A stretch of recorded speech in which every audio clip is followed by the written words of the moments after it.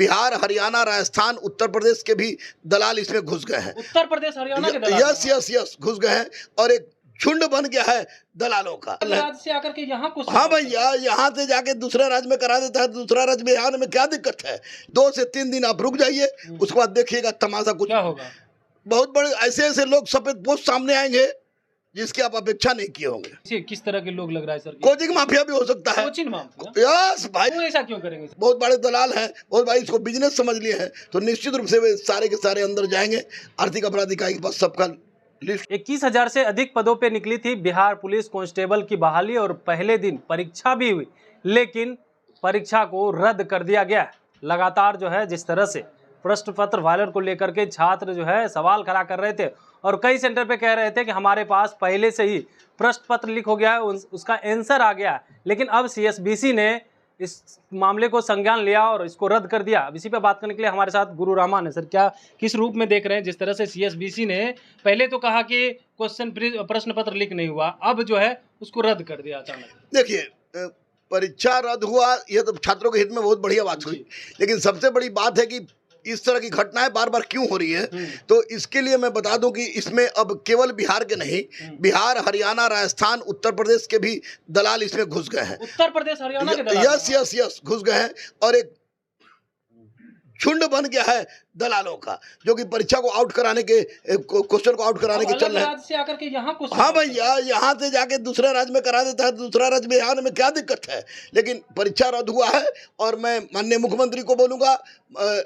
धन्यवाद दूंगा, आर्थिक अपराध इकाई के एडीजी को धन्यवाद दूंगा, आर्थिक अपराध इकाई के एसपी को धन्यवाद दूंगा और एडीजी मुख्यालय को धन्यवाद दूंगा कि और तमाम जिलों के एसपी और डीएम को धन्यवाद दूंगा कि इन लोगों ने परीक्षा के तमाम 61 लोगों को एफआईआर हुआ है, ये लोग सक्रिय रहे, इसके बावजूद भी क्वेश्चन आउट हुआ।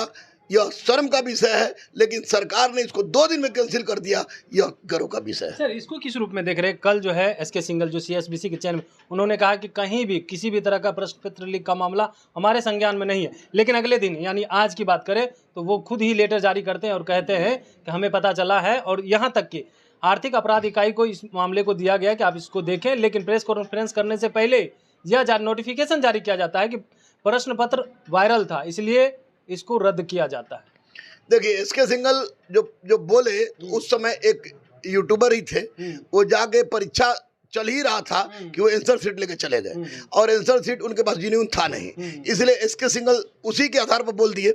लेकिन जब मैंने या अन्य लोगों ने आर्थिक अपराध इकाई को सारा डॉक्यूमेंट सौंपा, पुलिस मुख्यालय को सारा डॉक्यूमेंट सौंपा, मैं खुद एडीजी से मिलने गया था, तो ऐसी परिस्थिति में पता चली कि उन लोगों ने कहा कि और क्वेश्चन दिखाई, ओरिजिनल क्वेश्चन, तो फर्स्ट सीटिंग सेकंड सीटिंग दोनों क्वेश्चन मैंने सेंड किया, तो सेंड करने के पश्चात 15 से 20 मिनट मीटिंग हुई थी और मीटिंग के बाद स्पष्ट हो गया कि क्वेश्चन 2 घंटा से पहले और कुछ क्वेश्चन 4 घंटा से पहले आउट हुआ था, 4 घंटा पहले आउट हुआ था। तो उस परिस्थिति में क्वेश्चन ये परीक्षा को रद्द कर दिया जाना और बहुत ही काबिल तारीफ है। और साथ ही साथ 7 और 15 तारीख के परीक्षा पर संशय की स्थिति थी कि कहीं ऐसा ना कि उसमें आउट हुआ हो, तो इसलिए उसको भी तत्काल प्रभाव से स्थगित कर दिया गया है। लेकिन सर, छात्र तो काफ़ी परेशान है, क्वेश्चन जब भी वो एग्ज़ाम देते हैं प्रश्न पत्र रील का मामला सामने आ जाता है, और 7 और 8 जो 15 का एग्ज़ाम होने वाला था उसको तो स्थगित कर दिया गया। तो जो छात्र एग्ज़ाम दिए और प्रश्न पत्र लीक हो गया, उसके लिए क्या कहेंगे कि जिससे परेशान है? देखिए, परेशानी से कोई फायदा नहीं, आप रो रहे थे, आपकी आंख के आंसू को पोंछने का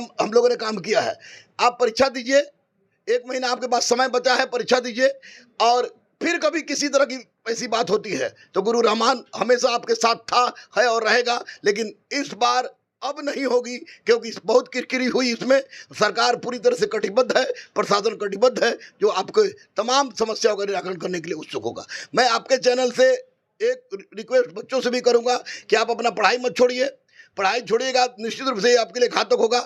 आप दौड़ते भी रहिए, पढ़ते भी रहिए, और मैं लड़ रहा हूं आपके लिए, तो उसमें मेरा एक स्वार्थ है कि मैं गरीबों के लिए एक स्कूल खोल रहा हूं, ज्ञान असली गुरुकुलम में और ब्रजेश भैया मानिकपुर कोनी में। तो उसके लिए आप सफल होइएगा तो हमको 1 मुट्ठी बालू, 1 मुट्ठी सीमेंट, 1 टुकड़ा छड़ और 1 ईंट दीजिएगा, ताकि हम एक ऐसा गुरुकुल खोल सकें जो भारतीय संस्कृति के साथ हो, स्वामी विवेकानंद के आदर्श पर चलता हो और भारत को विश्व गुरु बनाने के लिए एक महत्वपूर्ण स्थान रखता हो। सर, एक सवाल और रहेगा, बीपीएससी जिस तरह से अपारदर्शिता के साथ एग्जाम ले रही है, पहले लीक हुआ उसके बाद पारदर्शिता पे आ गई। तो क्या लग रहा है CSBC भी पारदर्शिता के साथ उसी तरह से एग्जाम लेगी क्या? क्योंकि इस बार भी लीक हुआ, कई बार ऐसे इस तरह के मामले सुनने को भी आए हैं, कई बार कहा भी गया है कि प्रश्न पत्र लीक हो जाता है। क्या लग रहा है आगे से इस तरह की प्रश्न पत्र ना लीक हो, उसके लिए CSBC कुछ करेगी?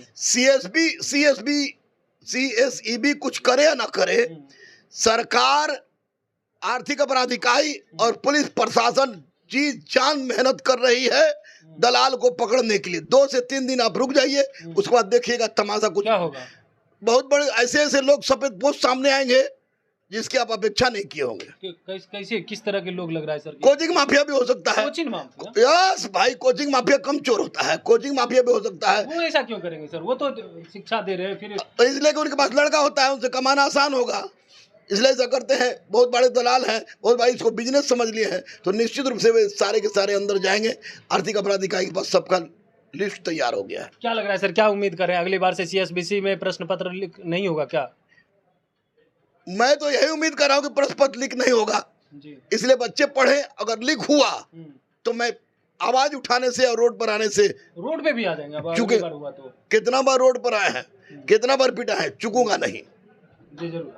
तब सुन रहे थे, हमारे साथ थे गुरु रहमान, जिन्होंने कहा कि अगली बार अगर लीक हुआ तो रोड पर भी उतरेंगे और छात्रों से भी अपील की है कि देखिए किसी भी तरह से परेशान होने की जरूरत नहीं है, तैयारी में लगातार लगे रहे।